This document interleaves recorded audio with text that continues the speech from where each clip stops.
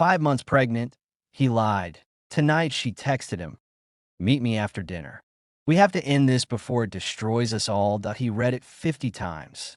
He is not here to end anything. He is here to take back what was always his. The restaurant sits on the top floor of the tallest building in the city, a palace of crystal and gold. The maitre d' bows so low his forehead nearly brushes Alex's shoes. Their private table floats above the skyline. A single red rose and a velvet box wait at Elena's place. Alex planned everything. He always does. While he was closing a 9-figure deal in Singapore last week, he still found time to call the chef personally and request the exact chocolate souffle Elena craved at 3 a.m. 2 months ago. That is the kind of man he is. Thoughtful, tireless, blind. Elena's phone vibrates against her thigh. She doesn't need to look to know who it is. I'm watching you through the glass. Beautiful. You can't run from this. From us. She excuses herself to the powder room. In the marble silence, she stares at her reflection, at the faint mark on her collarbone Marcus left 3 nights ago in the back of his car while Alex was in Tokyo. Her hand slides to her belly. The baby kicks hard, as if it already knows the war being fought over its soul. Tears threaten, but she blinks them back. She has to be strong tonight. She has to choose.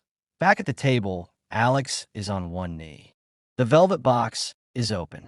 Inside, a delicate platinum band circles a tiny diamond booty charm. His promise to love their child as fiercely as he loves her. The entire restaurant holds its breath. Cameras flash from surrounding tables. Elena's heart cracks clean in two. She manages a trembling yes. Lets him slip the ring on beside her wedding band. Lets him kiss her while applause swells around them. And in that moment, looking into his honest, trusting eyes, she hates herself more than she ever thought possible. Outside, Marcus lowers the binoculars. His chest heaves like he's been running for years. He tastes blood. He's bitten his lip raw. The ring on her finger burns worse than any punch. He starts the car.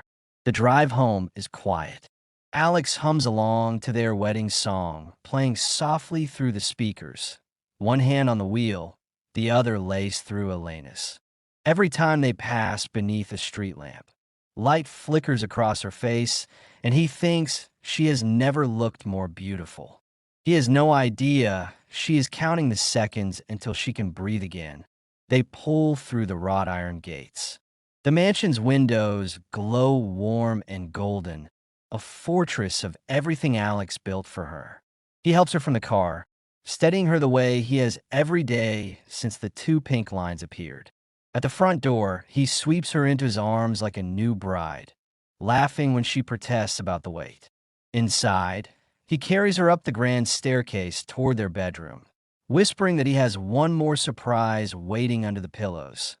Marcus watches from the tree line, hidden by manicured hedges. His phone lights up with a single message from Elena. "I told him nothing. I couldn't. Please go.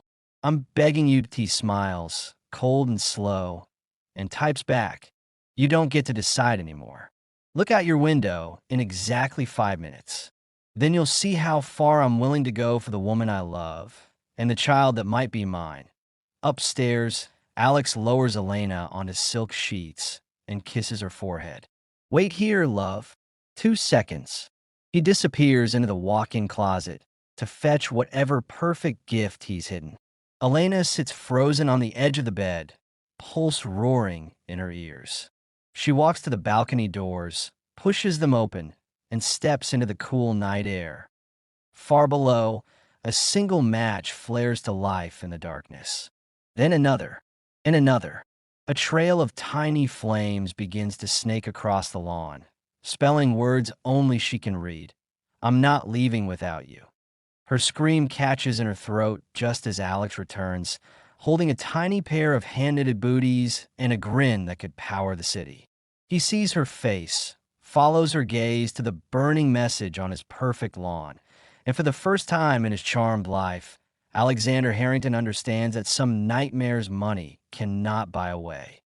The millionaire stands beside his pregnant wife, staring down at the fire that is about to consume everything he loves, and whispers the question that will break him. Elena, who the hell is out there? Elena's knees buckle. Alex catches her before she hits the floor, his arms strong, his voice suddenly sharp with terror. Talk to me. Now. The flames below spell the truth in flickering orange, but she can't say the name. She tries. It comes out a sob. Marcus. Alex's whole body turns to stone. He knows that name. He's seen it in the corners of her old sketchbooks, heard it once when she cried in her sleep.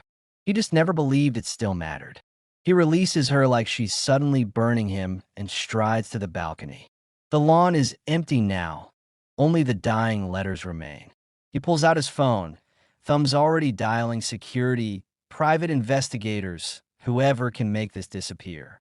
Elena grabs his wrist. Don't. He'll only make it worse. Alex looks at her like he's seeing a stranger wearing his wife's face. How long, Elena? She closes her eyes. The number rips out of her like a blade. 6 months. The silence that follows is louder than any scream. Alex walks backward until the wall stops him. The tiny booties fall from his hand and land soundlessly on the carpet. Elena drops to the floor, palms pressed to her belly as if she can shield the baby from what she's done. I was lonely, she whispers. You were always gone. Paris happened once.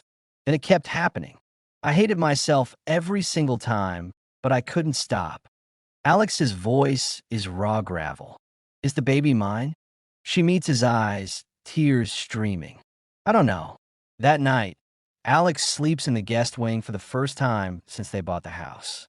Elena lies alone in their bed, listening to the sound of him breaking things in the gym, downstairs, glass, wood, the heavy bag, taking punch after punch until his knuckles bleed. At 4 a.m., she finds him on the kitchen floor, surrounded by shattered crystal, head in his hands. She kneels, reaches for him. He flinches like she's poison. I ordered the test, he says, voice hollow. Non invasive.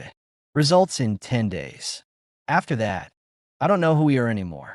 Marcus doesn't wait 10 days that he starts small, flowers with no card delivered to her studio, a single Polaroid of them naked slipped under the windshield wiper of her car. Then he escalates. A 10-minute voicemail that plays on the house speakers while Alex is in the shower. Marcus crying, begging, promising he'll raise the child better than any billionaire ever could. Alex smashes the system with a golf club, veins bulging in his neck, rage finally overtaking the shock. Elena tries to end it face to face. She meets Marcus in the empty parking garage beneath her gallery. He looks thinner, eyes wild, smelling of whiskey and desperation. It's over, she says. Leave us alone. He grabs her wrist hard enough to bruise. You don't get to walk away carrying my son. I don't know whose son I'm carrying, she hisses, yanking free. And even if he's yours, he will never know you. You're scaring me, Marcus. This isn't love. He laughs, bitter and broken. Love?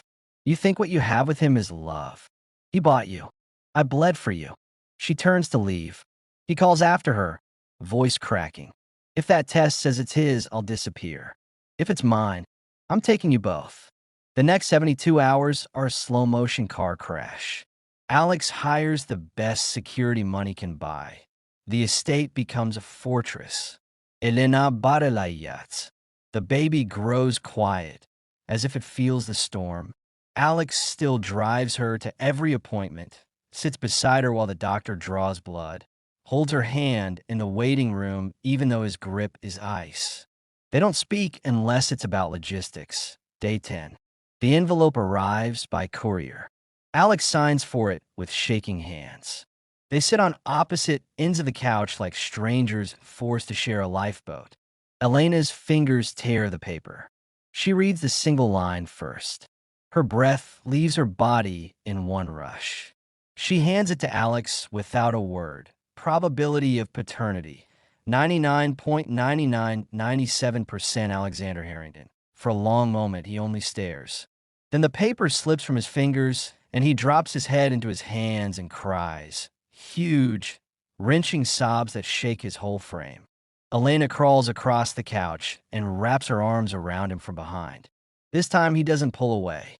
He turns and buries his face in her neck, clutching her like she's the only solid thing left in his world. "It's ours," he chokes out. "It's really ours." She nods against his shoulder, tears soaking his shirt. "I'm so sorry. I'll spend the rest of my life making this up to you." Marcus gets the news from the investigator Alex hired to watch him. He sits in his dark apartment, surrounded by hundreds of photographs of Elena, some from years ago, some taken yesterday through telephoto lenses. He stares at the paternity report for a long time. Then he opens a bottle of bourbon, drinks half, and pours the rest over the photos. One by one, he lights them with a Zippo. The flames eat her face, her smile, the life he thought was his. When the last picture curls black, he walks out and never comes back. Months later, Alexander James Harrington Jr. is born on a rainy spring morning. Alex cuts the cord with trembling hands and places the tiny, squalling bundle on Elena's chest. They both cry harder than they ever have.